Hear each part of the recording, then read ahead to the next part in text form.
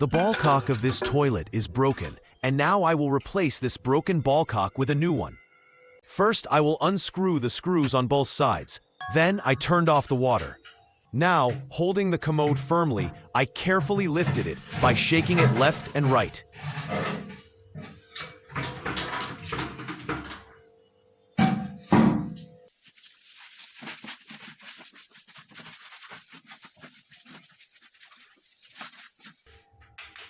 This is one part of the broken ball cock, which I removed. This is the broken ball cock and one of its pieces.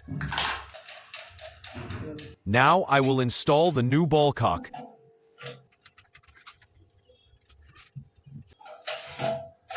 I will attach the connector pipe and put the toilet back in its original place.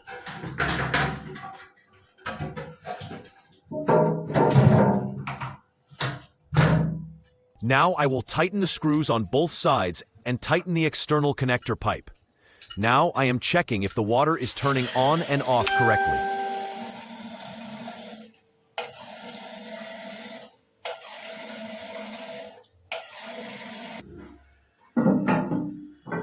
Finally, I put on the flush lid and check the flush. Everything is fine.